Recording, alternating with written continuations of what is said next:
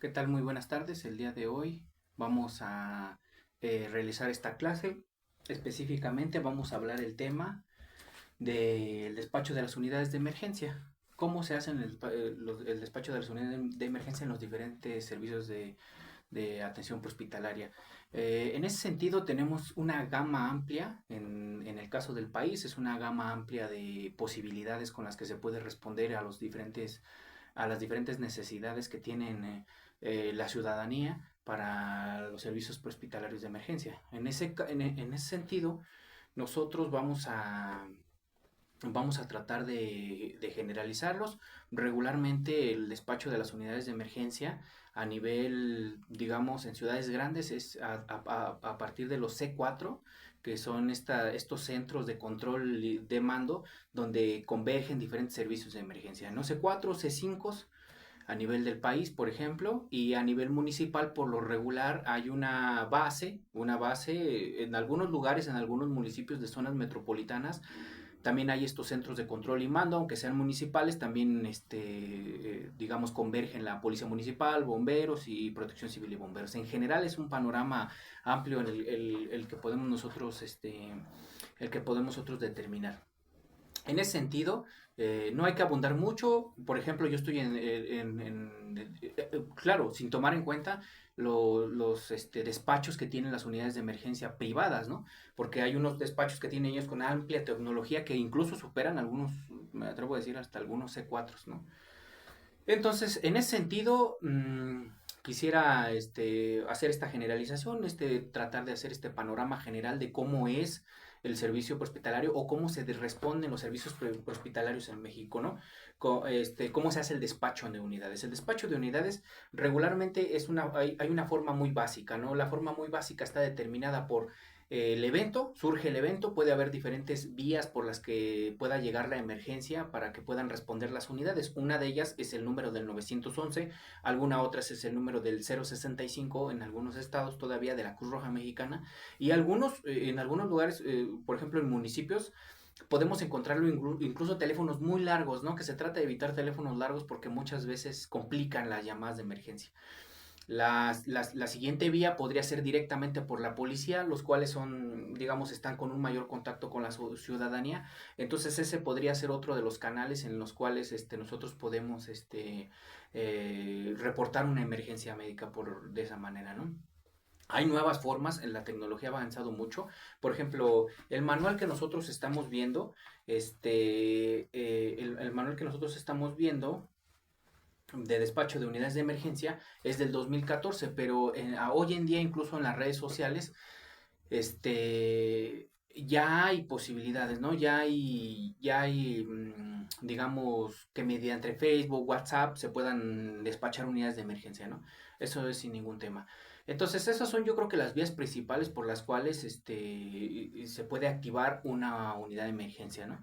Entonces, la policía pasa directamente por vía radio a las diferentes corporaciones que estén más cercanas la emergencia, ¿no? De alguna manera. C5 hace lo mismo, es realmente un administrador de emergencias, llega la llamada del teléfono de emergencias de la ciudadanía y ellos determinan de acuerdo a la fuerza de operación que tengan, a las unidades que tengan, las que esté más cercana, ese despacho de unidades, ¿no? Por parte de C4, C5. Cuando llegan las llamadas directamente a las unidades privadas, por ejemplo, que tienen servicios de emergencia, directamente ellos hacen su coordinación con sus ambulancias, ¿no? Se llegan a, incluso en algunos casos, llegan incluso a tener algún convenio con algún gobierno municipal y en algunos lados yo me he encontrado ambulancias cubriendo también servicios de emergencia, como por ejemplo es el caso de Cancún o en Quintana Roo. En la zona hotelera, los que cubren los servicios de emergencia no es tanto Cruz Roja o los servicios de protección civil del estado, es muy curioso, sino es, por ejemplo, Life. Life trabaja toda la zona hotelera y la Riviera Maya y hace servicio de emergencia y se coordina con C4 y es una unidad privada, ¿no? Por ejemplo. Ahí es un acuerdo al que han llegado los hoteleros para que ellos puedan cubrir sus servicios de emergencia.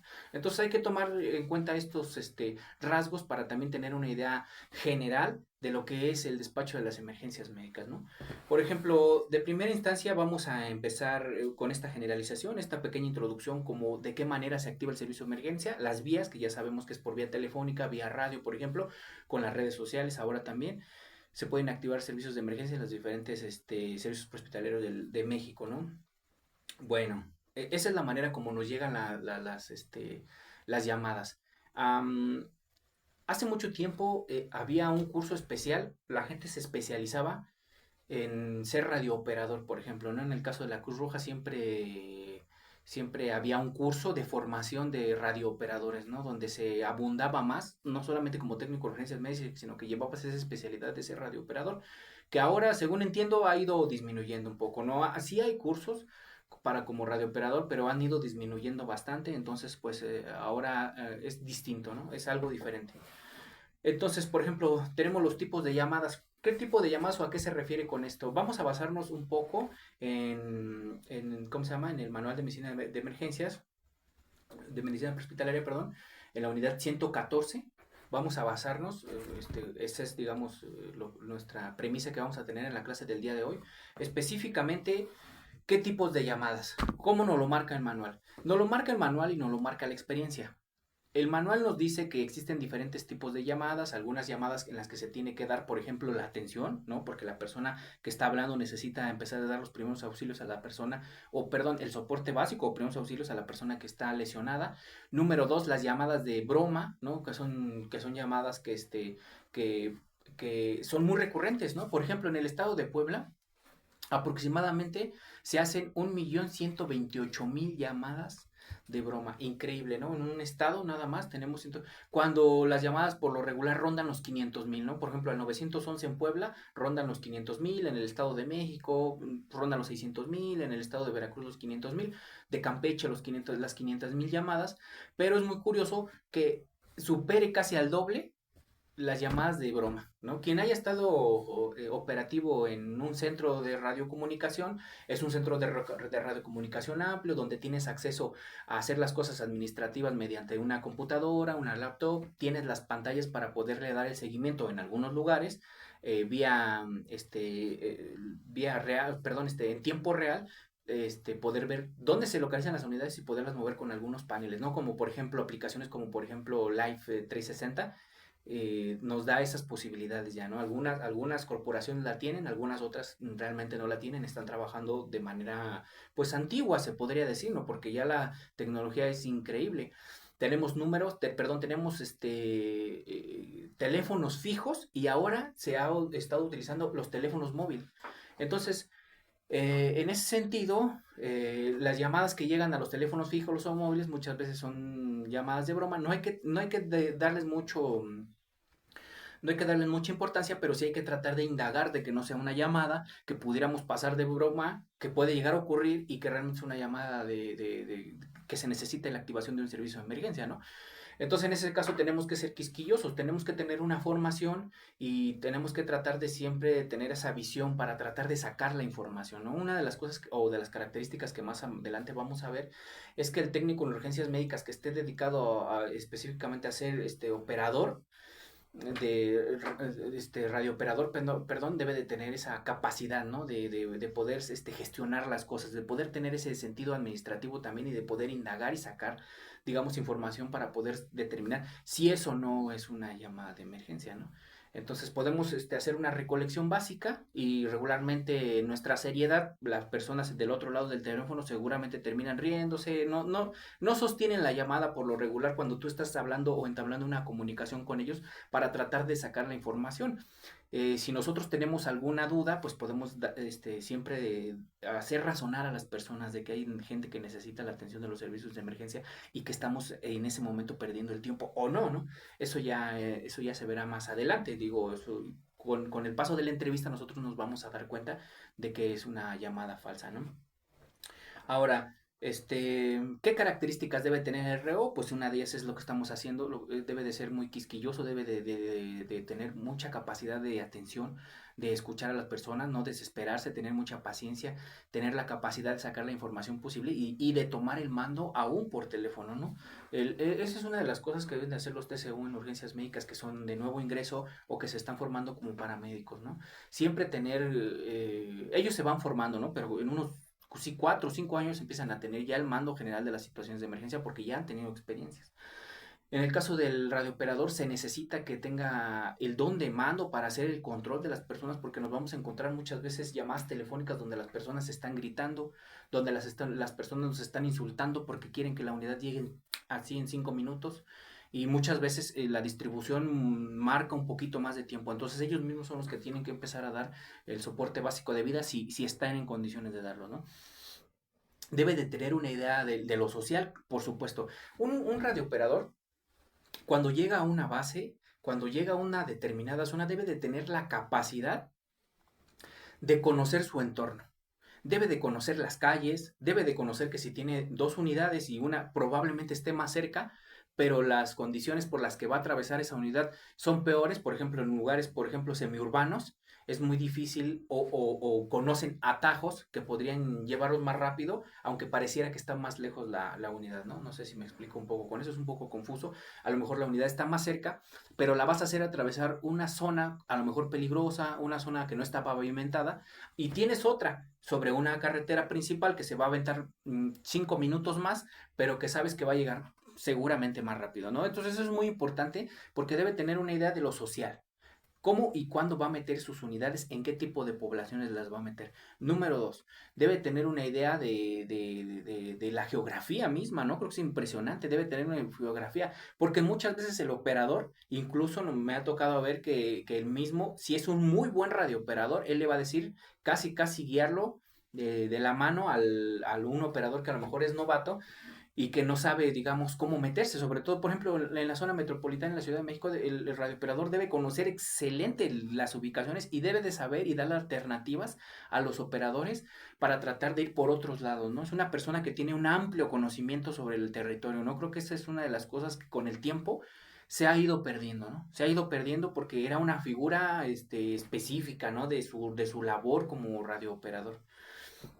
Debe de tener lo social, debe de tener una idea política, también debemos de saber algunas poblaciones que están politizadas, por ejemplo, llegan las unidades de emergencia a responder a la emergencia y siempre, algunas veces pueden tener agresiones, entonces todo eso debe ser un conocimiento, debe tener él un conocimiento amplio. Y debe tener la capacidad de gestionar con con otros municipios, debe de ser una persona con una mente muy ágil, porque si se te atora la emergencia tienes que pedir apoyo a otras unidades o si sabes que, por ejemplo, dentro de tu territorio tienes una fábrica que tiene una alta, digamos, es una zona alta de riesgo, ¿no? Y la tienes con un evento, por así decirlo, ¿no? Mandas tus unidades de emergencia, pero también te tienes que auxiliar de otras unidades porque sabes que seguramente es tan alto el riesgo que tiene esa empresa porque ya han ido a hacer inspección, tú has archivado las inspecciones y te das cuenta que es un foco de riesgo, ¿no? Entonces, pues empiezas a mandar unidades de bomberos y tienes que tener la capacidad de no quitarle al otro municipio sus bomberos porque ha llegado a pasar de que si no haces bien tu trabajo, llegan todas las unidades a un evento pequeño y no falta que salga el otro. Por suerte, a veces hasta pasa casi aldrede, dicen algunos, ¿no? Pasan a otro municipio, van a otro lado y se dan cuenta de que, oh, sorpresa, la emergencia de allá era más grande, ¿no? Entonces, toda esa capacidad debe de tener el radiooperador, tiene que tener mucha fluidez, tiene que tener la capacidad de estar contestando llamadas. En algunas ocasiones hay dos radiooperadores, pero en algunas, por lo regular, es un radiooperador que está contestando llamadas, está enlazando llamadas, está tratando de hacer una llamada de emergencia, perdón, de hacer un control o una atención dentro de la misma, dentro del mismo, dentro del mismo evento, él está tratando de resolverlo y por supuesto también tiene que hacer todo el proceso administrativo, ¿no? Entonces no es cosa fácil, pareciera que estar sentado en una oficina haciendo los servicios de emergencia, radiándolos y haciendo la distribución de la fuerza que tienes, digamos, en los diferentes eventos digamos, en cierta localidad, no es cosa fácil, ¿no? ¿Qué más? Eh, del- por ejemplo, en el capítulo viene algún dato sobre las sirenas. Creo que en este sentido estamos más enfocándonos al despacho. Los tres tipos de sonido que tienen, uno largo, uno corto y uno de persecución. Eso ya realmente tiene mucho que ver con el operador, ¿no? Y la manera como va a distribuir listo, esos tonos, ¿no? Por eso no voy a redundar en el tema. El apoyo de otras unidades es lo que estamos comentando. Creo que a grandes rasgos ya más o menos en esta clase lo vimos. Tenemos que tener el contacto de la luz, tenemos que tener el contacto de las personas que desasolvan, tenemos que tener el contacto de las pipas. No solamente servicios de emergencia, ¿no? Sino que coadyuvan muchos otros servicios más que no necesariamente están enfocados a los servicios de emergencia. Vamos a ver ahora cómo se atiende una llamada de emergencia. Eso es algo muy importante porque cada delegación o cada corporación muchas veces tiene pues sus modos, ¿no? La manera como ellos hacen el servicio de emergencia. La llamada telefónica, cuando se recibe, digamos, que nosotros estamos de radiooperadores, debemos de sacar la mayor cantidad de información posible que sea relevante, ¿no? Entonces, podemos aplicar en una manera sencilla, a grandes rasgos, qué, cuándo, cómo y dónde. ¿Qué pasó? ¿No? ¿A qué horas pasó? ¿Cómo fue que pasó? ¿Y qué es que prevalece en la escena? Eso nos lleva directo a la escena, situación y seguridad vía telefónica, porque nosotros podemos incluso saber grandes rasgos. En algunas ocasiones llegamos a la localidad y a veces no es, o puede ser una llamada falsa o cualquier otra cosa, pero si tenemos la capacidad podemos tener mucha información, nos puede arrojar mucha información, ¿no? Entonces, por ejemplo, una de las grandes cosas que tenemos que hacer, que yo creo que es muy importante, es preguntarle a la persona, porque muchas veces va a estar alterada. Tranquila, en este momento estoy enviándole su servicio de emergencia. Por favor, dígame algún tipo de teléfono que usted tenga donde yo me pueda comunicar por si se corta la llamada. Eso es importante. Lo tienes que decir de primera instancia, no hay más. Es que yo quiero empezar a hacer la atención rápidamente. ¿Cómo está tu paciente? Quiero que te arrodilles al lado de él. No, no, no, no, no, no. Primero debes de tener un número telefónico porque si ese paciente se le corta la llamada, va a ser peor. Ya no lo vas a atender si ya se le acabó el crédito. Entonces tú tienes que tener la capacidad de regresarle la llamada. Entonces eso es fundamental. A veces una cosa muy sencilla, pero a muchos se les olvida. La ubicación, cuál es el problema, cuántos pacientes, qué es lo que está pasando, hay riesgo, ¿sí me entienden? Todas estas que vienen después de anotar, para mí es fundamental el número telefónico. Después de anotar el número telefónico, ya son cosas que van a ir siendo, digamos, haciendo match, digamos, conforme vayamos haciéndole la entrevista. ¿No? ¿Cómo se llama el paciente? ¿Cómo se llama él? Y algunos otros datos, pues a lo mejor son secundarios, pero de primera instancia sí tenemos que saber qué es lo que está pasando, ¿no? ¿Qué tipo de paciente tiene? Si ya tenemos el teléfono de esta persona. Y algo muy importante, en algunas delegaciones cuelgan la llamada, ¿no? O sea, yo ya tengo todos los datos, ya le saqué todos los datos, la ubicación, qué había cerca, si había un árbol grande, si había un árbol chico, si la persona me va a esperar en la esquina, si, cuántos pacientes son, si está la policía, si ya llegaron los bomberos. Ok, no tengo tema, pero es muy importante que tengamos las líneas abiertas. En algunas ocasiones, por, digamos, algunos radiooperadores más viejos, tenían, por ejemplo, tres llamadas y estaban en activo las tres llamadas y él constantemente estaba con un teléfono y otro tratando de ver, en una zona obviamente donde había mucho trabajo, ¿no? Tratando de ver sin colgar. Si hay la posibilidad de tienes dos teléfonos fijos y uno libre, sin problema, porque tienes un teléfono para que te sigan entrando llamadas. Y ya de repente te llegó la siguiente llamada y ya sabes que está saturado, entonces tienes que darle todos los datos de vaciado a la unidad de servicios de emergencia que tú vas a mover, que esté más cercana al sitio, y entonces en ese momento cuelgas, ¿no? Obviamente la unidad te va a empezar a reportar todos los pormenores, si ya llegó, si ya está atendiendo el paciente y a dónde lo va a trasladar, ¿no? Entonces en ese momento, si tú sabes que es una situación controlada, que es un paciente que ellos mismos pueden, digamos, sacar la emergencia, pues se lo llevan sin tema, ¿no? Entonces es algo muy importante que trae el manual, me parece que habría que rescatarlo. Por último, quiero finalmente una disculpa si esto es muy rápido, pero es que a veces los tiempos del grabado no nos da, ¿no? Esto da para estarlo hablando, platicando durante 2 horas de una clase completa, pero en este sentido tenemos pues, los 20 minutos, estoy rayando los 20 minutos. Ahora, ¿qué pasa? Toda la manera como nosotros mm, nos desenvolvemos puede llegar a ser subjetiva.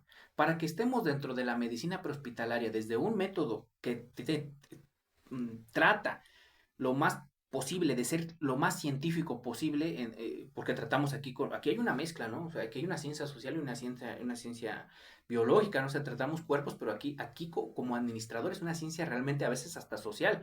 Pero por eso nosotros debemos de tener protocolos que debemos validar por parte de la dirección médica nosotros, tratar de que estén lo más actualizados posibles para darle esa atención a los pacientes que no sea subjetiva, no sea de mí. Yo puedo venir a hablar 10,000 cosas y decir, yo voy a atender, pero no, como dice el manual, creo que es algo muy rescatable, que debemos de hacer esos protocolos. Debemos de hacer los protocolos y tratar de seguirlo. Porque, claro, no son recetas de cocina cuando tratamos de hablar de una persona, de un paciente, pero sí tenemos que tratar de tener esa regla, de tratar de tener un tipo ideal. En ciencias sociales podemos hablar como de un tipo ideal, como de aquello a lo que podemos encuadrar dentro de esa regla, ¿no? Puede haber mayores o menores, pero el tipo ideal siempre nos va a servir para tener esa regla, digamos, por así decirlo, ¿no? El tipo ideal es algo muy social, inclusive sociológico, pero que nos puede ayudar en la administración de las emergencias para tratar de tener esos protocolos y tratar de saber cómo probablemente podrían ser, ¿no?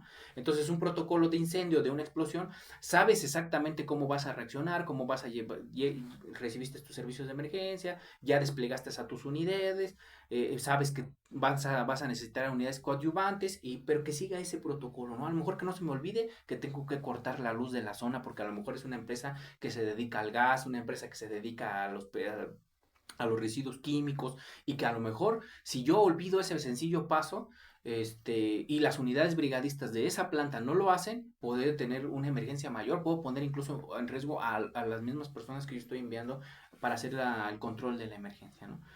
Entonces, pues es eso, es lo que yo trato de hacerlo a grandes rasgos, lo que es un servicio de despacho de unidades, y espero que pues haya quedado lo mejor posible la clase. Un saludo, profesora. Muchas gracias, hasta luego.